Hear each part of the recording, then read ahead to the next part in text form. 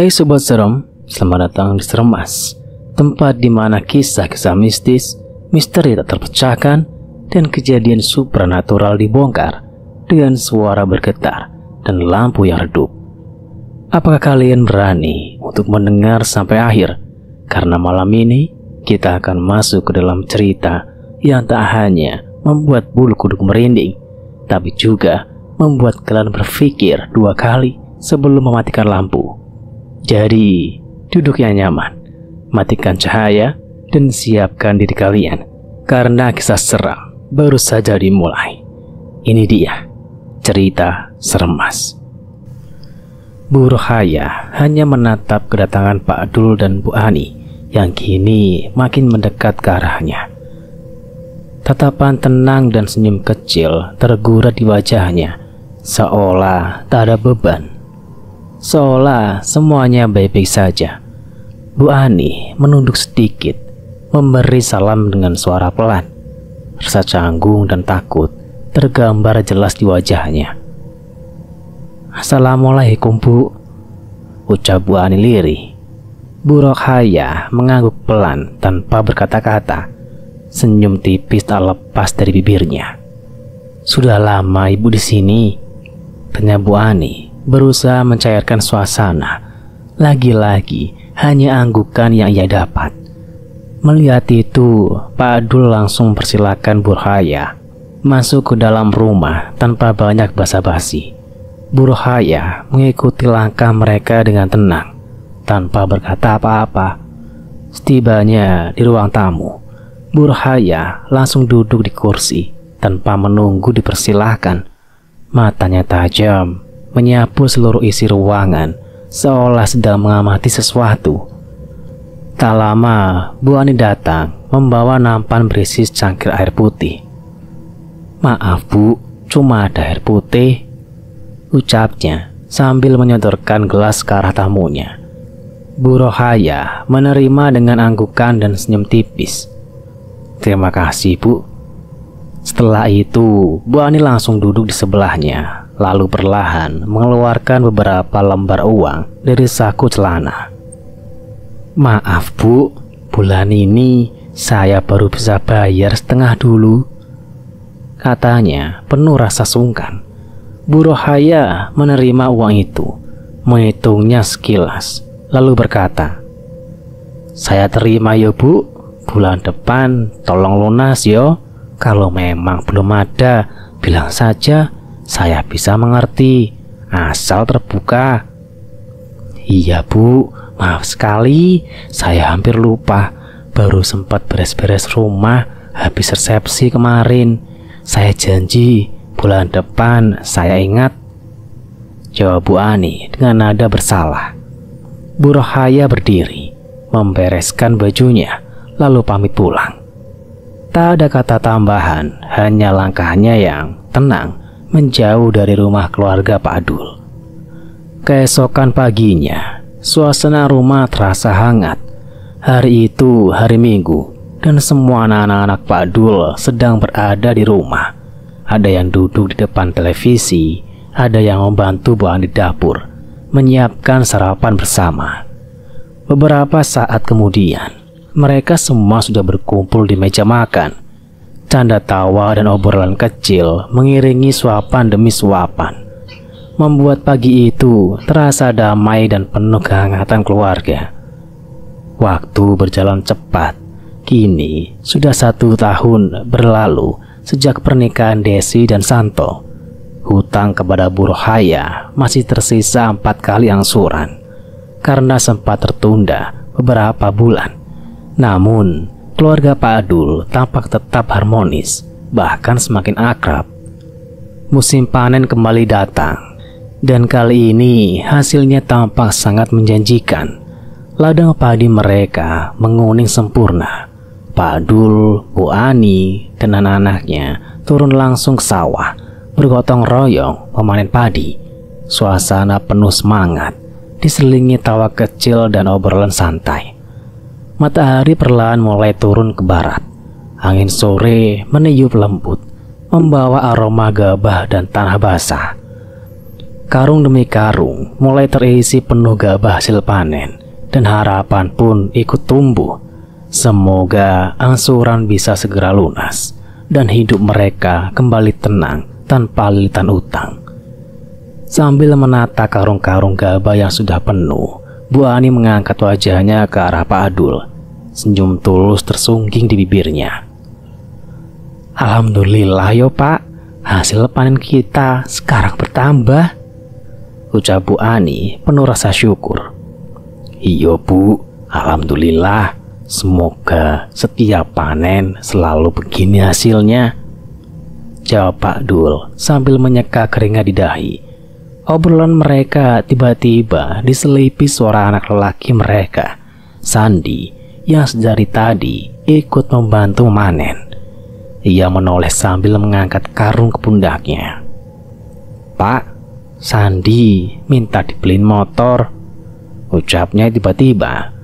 Sontak Pak Dul dan Bu Ani terdiam, saling pandang sesaat sebelum akhirnya Bu Ani bertanya pelan, "Beli motor buat apa, San?" "Ya buat kerja toh Bu, soalnya kerjaan sekarang kadang jauh, malas juga kalau terus-terusan numpang temen, apalagi kalau temen gak berangkat. Masa iyo aku juga mesti bolos, gak enak juga kalau terus-terusan minta tolong," jawab Sandi sambil tertunduk sedikit. Suaranya pelan tapi jujur. Di desa itu kebanyakan anak laki-laki yang putus sekolah atau sudah lulus bekerja sebagai kuli bangunan, membantu di sawah, atau kerja di konveksi rumahan. Tak banyak pilihan, tapi mereka tetap bertahan. Pak Adul menghela nafas, lalu tersenyum. "Iya, nanti Bapak beliin, tapi cuma mampu beli motor second ya nak. Kalau yang baru duitnya belum cukup." Sandi mengangguk. Wajahnya berbinar meski keringat masih menetes di pelipis.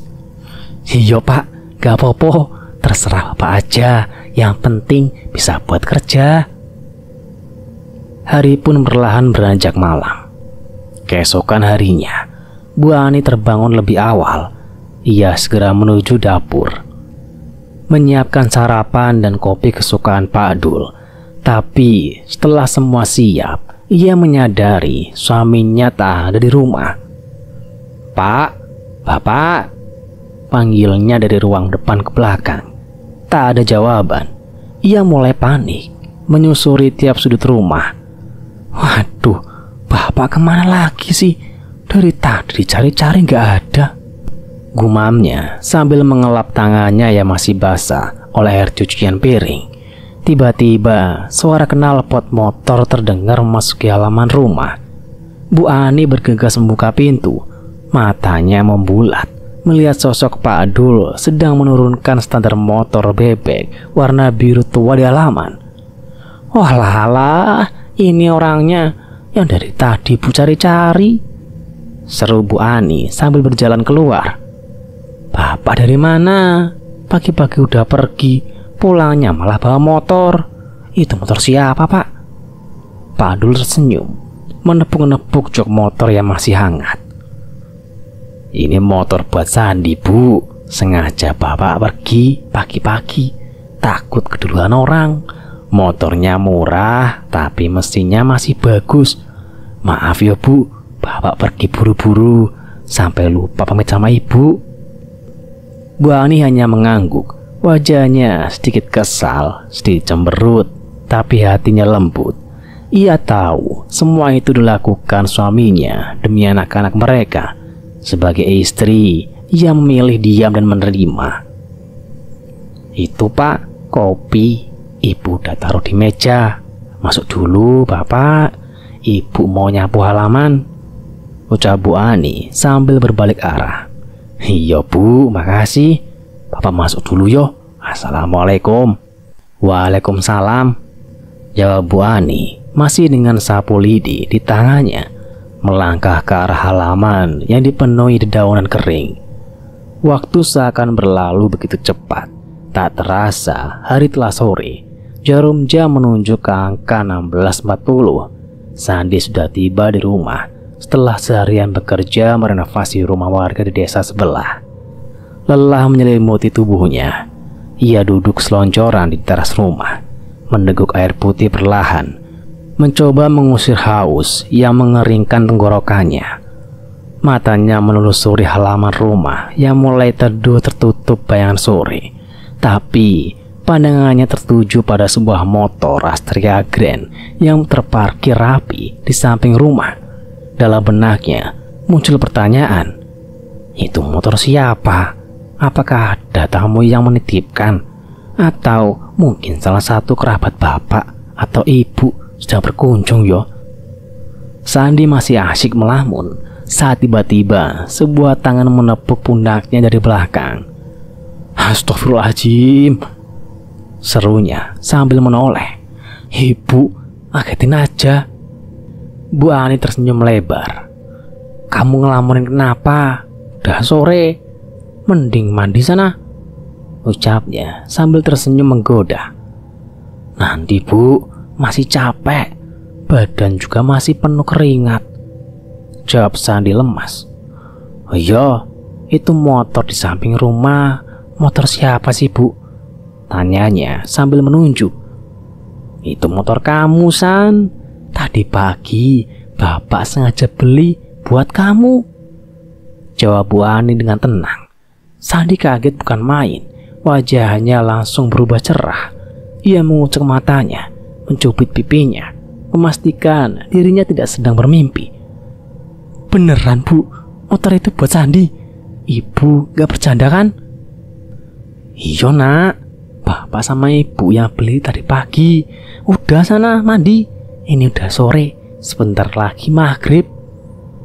Sandi yang saking senangnya tak berkata apa-apa lagi, langsung berlari masuk ke dalam rumah, tak sempat membalas ucapan ibunya.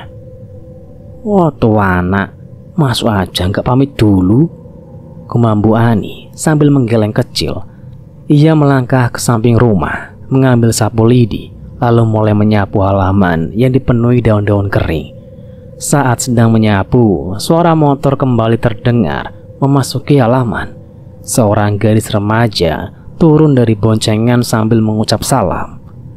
Assalamualaikum, ucap Susan, putri bungsu Bu Ani yang baru pulang sekolah. Ia turun dari motor dan langsung mencium tangan ibunya. Di belakangnya, seorang pemuda bernama Andi ikut mencium tangan Bu Ani dan memberi salam. Sore bu. Sore juga nak, jawab Bu Ani. Tatapannya lalu beralih ke Susan. Habis dari mana saja kalian? Sudah sore begini baru pulang.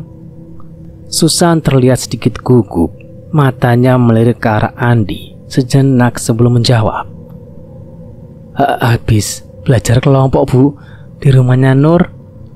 Bu Ani menyipitkan mata, memasang wajah tegas penuh kecurigaan. Belajar kelompok yo? Tanyanya mengulang, membuat Susan dan Andi makin canggung. Iya bu, bener, kita memang habis belajar kelompok, sambung Andi mencoba meyakinkan. Tanpa banyak bicara, Andi pun buru-buru pamit. Bu, saya pulang dulu yo, assalamualaikum, ucapnya sambil kembali mencium tangan Bu Ani. Bu Ani hanya mengangguk, sementara Susan segera masuk ke dalam rumah, meninggalkan ibunya yang masih menyapu di halaman dengan tatapan yang belum sepenuhnya lepas dari rasa curiga. Setiap malam, Bu Ani dan Pak Dul selalu menyempatkan diri untuk berbincang berdua. Sudah menjadi kebiasaan mereka sejak lama. Bahkan bisa dibilang sebagai kebahagiaan kecil di tengah kesibukan mereka sebagai seorang petani. Saat malam mulai larut, di antara aroma kopi dan suara jangkrik, mereka duduk berdua di teras rumah atau di ruang tengah sambil bertukar cerita. Pak, ujar Bu Ani pelan, sawah yang kemarin dipanen apa sudah ditanami lagi? Ya belum toh bu, masih proses traktor. Mungkin 3 atau 4 hari lagi baru bisa mulai tanam lagi, jawab Pak Adul sambil menyeruput kopi. Bu Ani tampak ragu lalu menyambung. Pak, saya bingung. Sebentar lagi Susan lulus SMA. Dia minta lanjut kuliah. Pak Dul menoleh, lalu menjawab dengan lembut. Ya sudah toh Bu, kita turuti saja kemauan anak-anak. Mereka itu tanggung jawab kita. Yo Pak, tapi apa kita sanggup membiayainya? Pak Dul menarik nafas panjang, lalu menatap langit-langit rumah yang mulai redup diterangi lampu petromak. Bismillah saja ya Bu, semoga ada rezekinya. Bapak gak mau anak-anak kita bernasib seperti kita. Kalau bapaknya petani, ya anaknya harus jadi sarjana pertanian, atau bidan, atau insinyur. Selama mereka mau belajar, kita dukung ya Bu. Bu Ani hanya mengangguk pelan. Ibu mau saja sama bapak. Mereka pun terdiam, saling memahami, sebelum akhirnya malam membawa mereka ke dalam lelap yang tenang. Susan memang anak yang rajin. Ia punya cita-cita kuat untuk menjadi seorang bidan. Ia tak ingin berhenti sekolah, bahkan sempat bekerja di konveksi desa untuk membantu biaya pendidikannya. Namun, takdir kadang menuntun langkah ke arah yang berbeda. Hari itu, rumah Pak Adul terasa sepi. Seperti biasa, pagi-pagi semua pergi ke sawah. Hanya Susan yang tertinggal di rumah karena sedang tidak enak badan. Wajahnya pucat, tubuhnya lemas, dan ia bolak-balik ke kamar mandi dengan rasa mual yang aneh. Setelah beberapa saat, ia berjalan pelan ke ruang tengah. Matanya tertuju pada kalender dinding. Ia membuka halaman bulan sebelumnya, mencoba mengingat kapan terakhir kali ia menstruasi. Saat menyadari kenyataan bahwa sudah lebih dari 1 bulan ia tidak datang bulan, jantungnya berdegup kencang, tangisnya pecah seketika. Ia kembali ke kamar, duduk di tepi ranjang sambil memegangi perutnya yang belum menunjukkan tanda apapun. Namun, dalam hatinya ia tahu dirinya sedang mengandung. Air mata mengalir deras, penyesalan menghantam keras. Ia teringat rayuan Andi, pacarnya, yang meyakinkannya dengan kata cinta dan janji tanggung jawab. Hingga akhirnya ia rela menyerahkan kehormatannya. Kini semuanya hancur. Harapan, cita-cita, masa depan. Dengan tangan gemetar, Susan meraih ponselnya dan membuka kontak Andi. Ia mulai mengetik pesan panjang, penuh kegelisahan dan ketakutan. Di sekolah, Andi yang sedang belajar merasakan getaran dari ponselnya. Ia mengeluarkannya dari saku, tersenyum saat melihat nama Susan muncul. Namun, senyum itu segera memudar saat ia membaca isi pesannya. Mata Andi membesar, mulutnya kaku, tubuhnya terasa dingin. Ia membaca dan membaca ulang pesan itu, berharap ada kesalahan. Tapi tidak, pesan itu jelas. Susan hamil. Tangannya gemetar, buku-buku pelajaran mulai ia bereskan tanpa suara. Ia berdiri dari bangkunya, menghampiri guru yang sedang mengajar dan pamit keluar kelas. Suasana kelas hening. Teman-teman hanya saling berpandangan, bingung melihat wajah Andi yang pucat dan langkahnya yang goyah. Ia melangkah keluar ruangan. Satu demi satu anak tangga sekolah ia turuni dengan kepala tertunduk. Di luar, dunia terasa berubah. Tak ada lagi cita-cita, tak ada lagi rencana. Hanya ada satu kenyataan. Ia telah menghancurkan masa depan seseorang yang mencintainya. Begitu tiba di rumah, Andi langsung menuju kamar, meraih ponselnya dengan tangan yang gemetar. Ia menekan nama Susan di layar dan menunggu nada sambung. Suaranya serak ketika berkata, "Dik, kamu di rumah? Mas kesana sekarang yo." Tanpa menunggu jawaban panjang, Andi meluncur ke rumah Susan. Setibanya di sana, ia duduk di ruang tamu dengan wajah yang pucat dan mata nanar. Tangannya bergetar Nafasnya tak beraturan. Ia hanya menunduk, seakan dunia terlalu berat untuk dipandang. Tak lama kemudian, Susan muncul dengan membawa segelas teh manis. Wajahnya tampak lelah, namun ia mencoba tersenyum. "Mas, diminum dulu tehnya," ucap Susan lirih sambil menyodorkan gelas. "Iya dek, makasih," jawab Andi pelan. Mereka duduk berhadapan, diam, tak ada kata-kata, hanya tatapan mata yang saling mencari jawaban, namun tak tahu harus mulai dari mana. Sunyi terasa menusuk. Tiba-tiba air mata mengalir pelan dari pipi Susan. Ia cepat-cepat mengusapnya, lalu memberanikan diri untuk bicara. "Mas, aku hamil dan kamu harus tanggung jawab," ucapnya terbata-bata. Andi menatapnya, tubuhnya menegang, lalu dengan suara parau ia menjawab, "Iya dek, Mas akan tanggung jawab, tapi tidak sekarang. Bulan depan kita ujian akhir. Setelah kita lulus, Mas janji Mas akan nikahin kamu." Susan hanya mengangguk pelan, tanpa sepatah kata pun. Di dalam hatinya, ia ingin percaya, tapi di sudut hatinya yang lain, ada rasa takut yang makin tumbuh hari demi hari. Waktu pun berjalan, hari berganti minggu, minggu berganti bulan. Usia kandungan Susan telah memasuki 2 bulan lebih. Setiap hari, ia menjalani hidup seolah tak terjadi apa-apa. Ia tetap ke sekolah, tetap membantu pekerjaan rumah.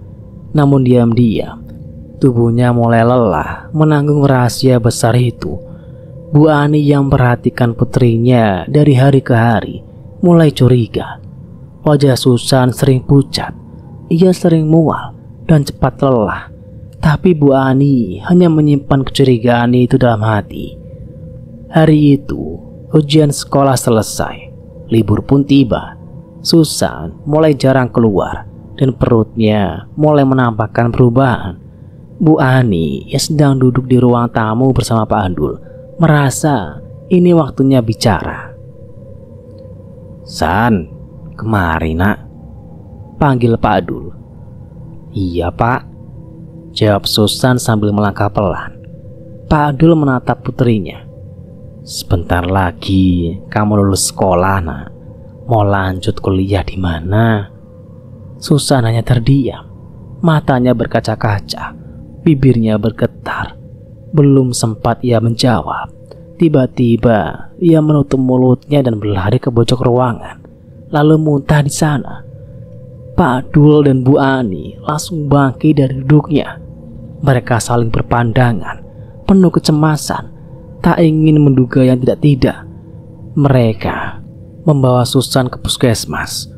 Sampainya di sana, Susan diperiksa oleh seorang dokter dengan pelan. Ia menceritakan semua keluhannya. Dokter hanya mengangguk-angguk kecil, seolah sudah tahu apa yang sebenarnya terjadi. Setelah pemeriksaan, sang dokter menyerahkan resep dan buku catatan medis. "Sudah dijelaskan di sini. Ini resep obatnya dan ini buku kontrol kehamilannya," ucap dokter sambil menatap Susan dengan lembut. Susan menunduk, malu, takut, dan merasa seluruh dunianya runtuh. Bu Ani yang menerima buku dan resep itu terpaku. Ia menatap tulisan buku kesehatan ibu hamil di sampulnya. Tangannya bergetar, tapi ia tak berkata apa-apa. Tidak memarahi, tidak menangis. Ia hanya berdiri matung, diam 1000 bahasa. Dalam benaknya hanya satu hal, anaknya sedang hamil, dan semuanya kini telah berubah. Sesampainya di rumah, Susan tak sempat banyak bicara. Bu Ani langsung menariknya masuk ke dalam, memaksanya duduk di ruang tengah. Suasana tegang menyelimuti ruangan itu. "Jujur San, siapa yang bikin kamu hamil?" Suara Bu Ani bergetar antara marah dan sedih. Susan menunduk, tubuhnya gemetar. Maaf Bu, aku hilaf, ucapnya lirih sambil menahan isak. Air mata mengalir deras dari matanya yang sembab. Siapa nak? Siapa yang bertanggung jawab atas ini semua? Belum sempat Susan menjawab, terdengar suara langkah kaki masuk dari arah depan rumah. Ternyata Pak Adul baru pulang dari sawah. Tubuhnya masih berbalut keringat. Topi caping digantungkan di sisi pinggang. Ada apa ini? Tanyanya curiga. Tadi Bapak dengar kalian ngomong soal hamil. Hamil? Siapa yang hamil? Bu Ani menoleh panik. Anu Pak, Susan, Pak, anak kita. Pak Dul tertegun. Sekujur tubuhnya kaku, seakan darahnya berhenti mengalir sejenak.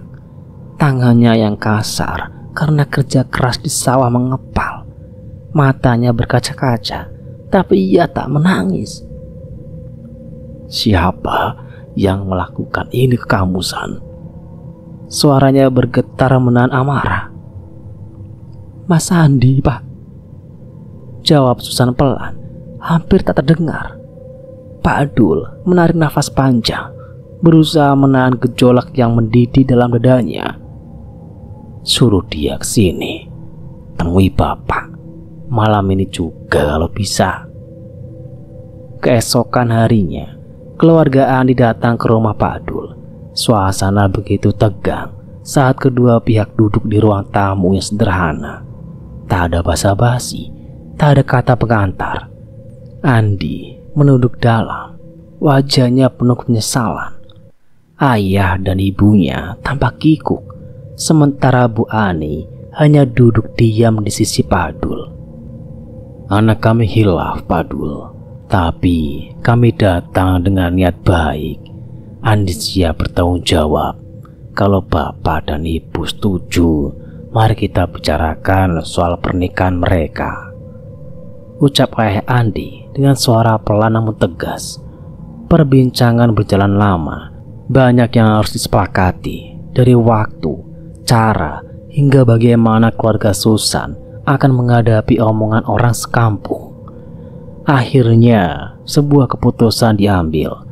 Kedua keluarga sepakat Andi dan Susan akan segera menikah setelah kelulusan sekolah mereka. 2 hari setelah pertemuan itu, Pak Adul dan Bu Ani duduk berdua di serambi rumah. Mereka tahu untuk menikahkan Susan butuh biaya, dan mereka tak punya simpanan apa-apa. Apa kita ke rumah Purhaya aja, Bu? Tanya Pak Adul. Bu Ani mengangguk pelan. Mereka pun berjalan menuju rumah Purhaya, seorang tetangga yang sering jadi tempat mereka meminjam uang. Sampainya di sana, mereka menekan bel beberapa kali. Tak lama, buruh Hayak keluar dengan daster batiknya. Bu Ani, Pak Dul, ayo masuk, sambutnya ramah. Setelah duduk sejenak tanpa banyak basa-basi, Bu Ani langsung berbicara. Maaf Bu, kami kesini mau minta tolong. Boleh nggak yo kalau kami pinjam uang lagi buat keperluan pernikahan Susan? Bu Rohaya terdiam lalu menggeleng pelan. Maaf yo Bu, sekarang lagi kosong, banyak yang belum bayar setoran. Saya nggak bisa bantu dulu. Wajah Bu Ani seketika layu. Pak Adul hanya mengangguk kecil, menahan kecewa. Mereka berpamitan dan melangkah pergi dengan hati yang semakin berat. Di tengah perjalanan pulang, keheningan menemani langkah mereka. Udara terasa panas, tapi bukan hanya karena matahari, tapi karena pikiran yang makin sempit mencari jalan keluar. Kita nyari kemana lagi, Pak? Tanya Bu Ani pelan. Pak Dul menarik napas dalam. Bapak juga gak tahu Bu, tapi gimana kalau kita coba pinjam ke juragannya punya selipat di timur desa? Bu Ani langsung menoleh. Iya Pak, coba saja. Siapa tahu masih ada rezeki buat anak kita. Mereka pun kembali melanjutkan langkah menapaki jalan tanah merah dengan harapan baru yang belum tentu pasti. Dan cerita pun bersambung. Nantikan kelanjutannya. Bal pamit. See you in the next video.